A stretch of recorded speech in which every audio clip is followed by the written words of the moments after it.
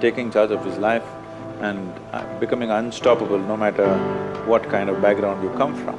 You do not worship Ambedkar, but you emulate his life. That no matter what society sets for you, you are unstoppable.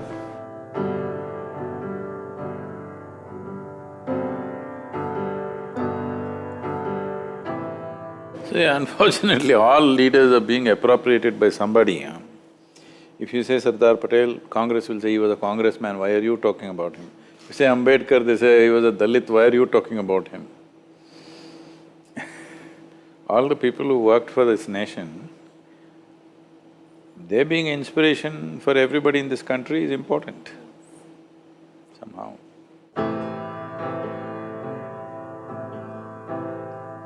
Yeah, to put it in his own words, he talked about democracy not being just a form of government, but this is a way of human beings expressing, respect and reverence to each other. These are his words. So, he's talking about reverence to each other. Reverence to each other, if somebody has to talk about it, in a way it is a spiritual process, all right? So, he's talking about social democracy, not political democracy. Political democracy we have, on the paper, by law, we are all equal, but socially we are not. No society manages to equate every human being, that will never happen, that's another matter. But equal opportunity must happen. Equality may not happen per se, but equal opportunity must happen. Unfortunately, that's still yet to be achieved.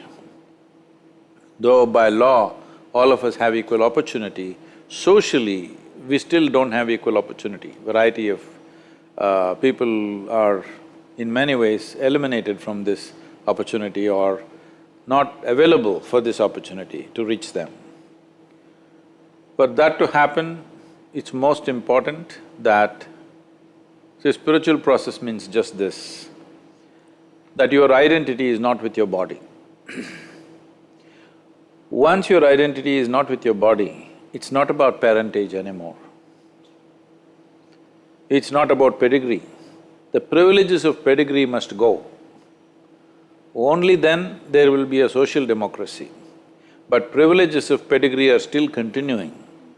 Who is your father is still of some consequence. This must go. Who my father is not your issue. That may be a personal issue for me. Nothing to you. Who I am is all that matters to you. This has to come in the society, it's not happened yet. We are in many ways practicing feudalism through a democratic system.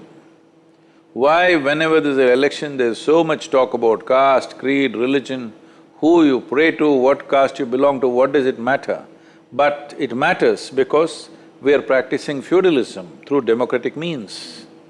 Everybody knows if you get this caste, what is a percentage, if you get that religion, what is a percentage. Ambedkar's vision was a social democracy,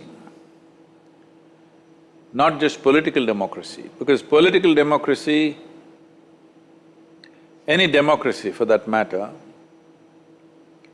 is an endless debate and a confusion.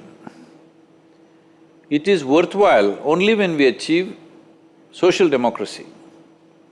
Only political democracy is actually an impediment in many ways. Well, we don't get there straight away, we have to have political democracy first and then reach out to social democracy, that's what we are doing.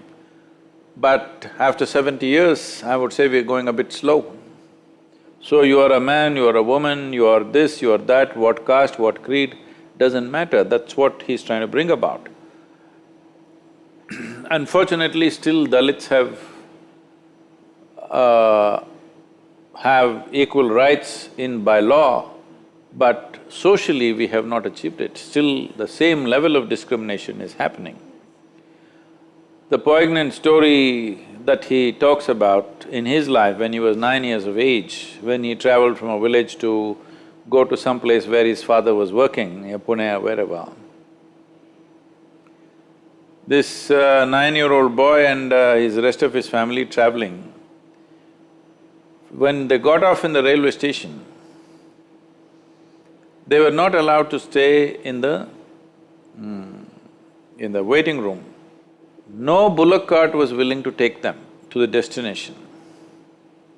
And after much haggling, some bullock cart wala decided to take it, but he puts them on the bullock cart and prefers to walk, because he does not want to sit on the bullock cart along with these people, because at that time it is believed that you will be polluted by their contact.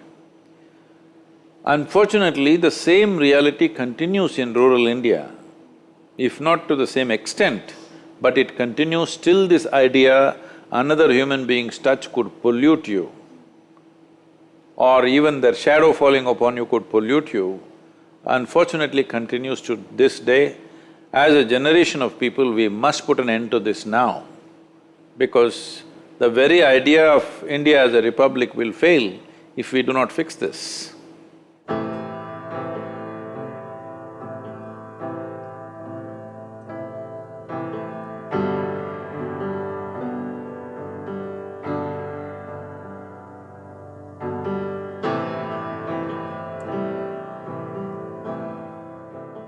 In a country like India, whatever laws you make, particularly concerned with having certain privileges, misuse will be there.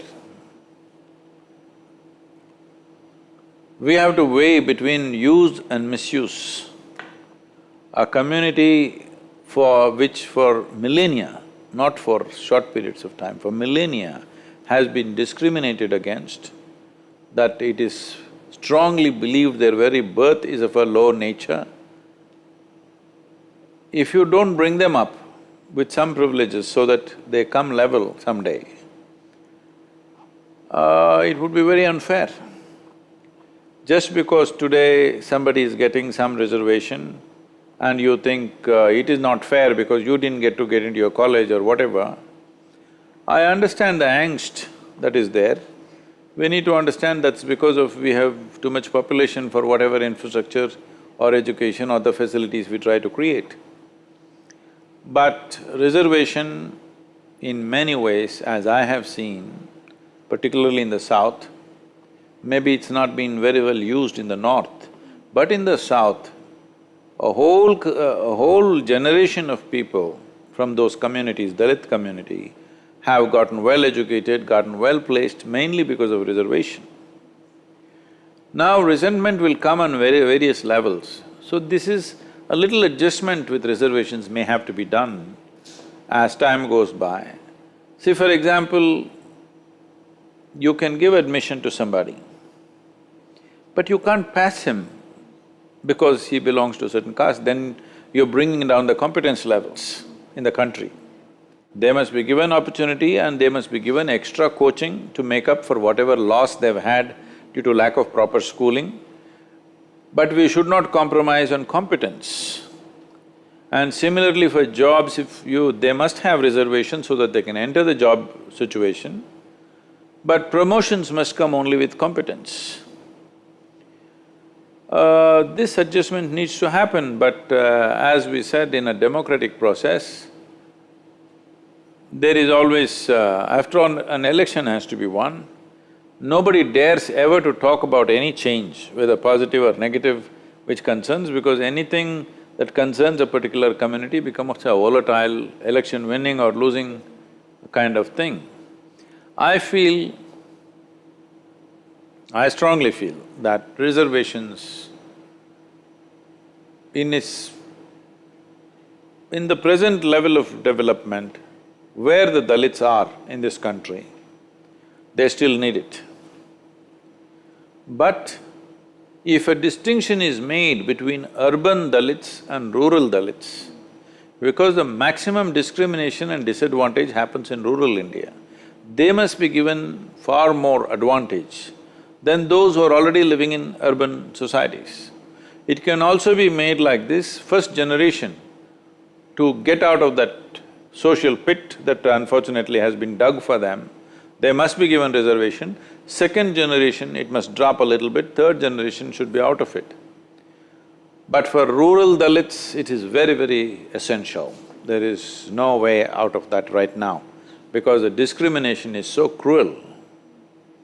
So we should not underestimate this and think, oh, they are getting all unfair advantage, you must take off the reservation. No.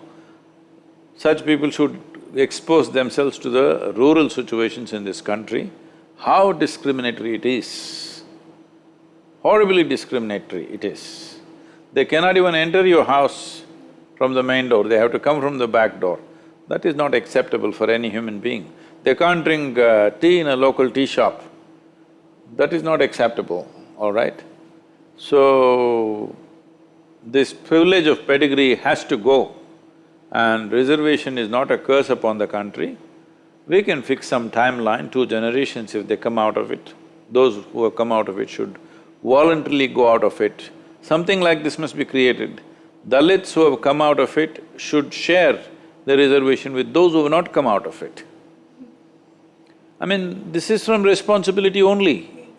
See, these privileges we must understand are because of a certain existing injustice. We should not make the privileges themselves into another injustice.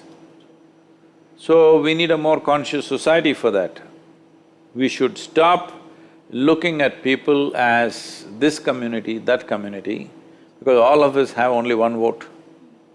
Nobody has extra 2 votes for one person. So that means by law we're equal. Socially that has to manifest.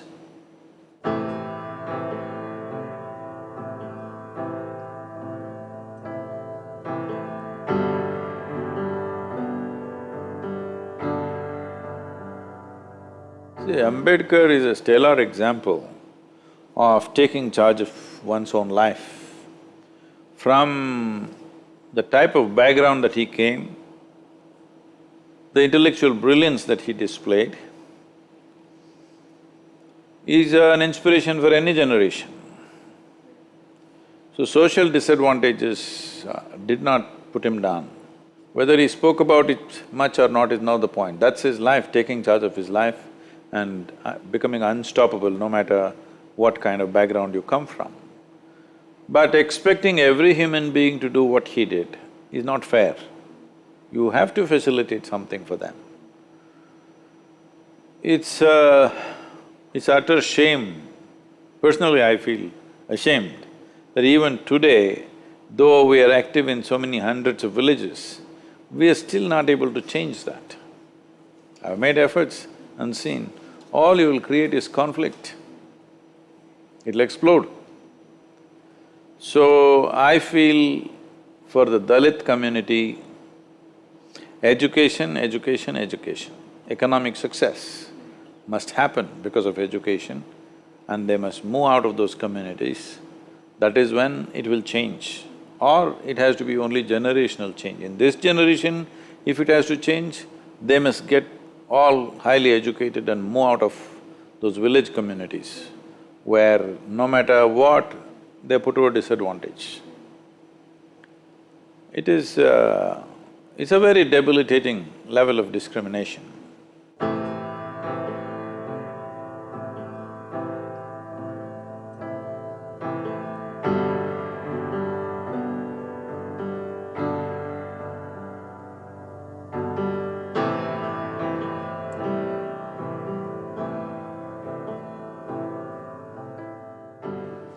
Though this culture has been steeped in spirituality for thousands of years, and always we've been told our life is our karma, that means our life is our making. In spite of that, in the last few hundred years, we have become such a helpless lot. I would say this is the consequence of being an occupied nation for nearly 1,000 years. Unless you succumb to somebody up there, there's no way you can survive. I think that's gone so deep into Indian psyche. And when a good leader comes up, when a capable leader comes, when a competent leader comes there, what he needs is many layers of leadership. Instead of that, what he gets is worship. what is he going to do with his worship? Unfortunately, we have not created those many layers of leadership because this is the psyche of an occupied nation, especially when it remains occupied for hundreds of years, where people slowly understand if you put up your head, you'll lose your head. Best thing is to put down, mind your own business and get away. If you want something, suck up to somebody who's sitting up there. This has gone very, very deep into us. I think in many ways Ambedkar fought against that do not create demigods out of leaders, political leaders.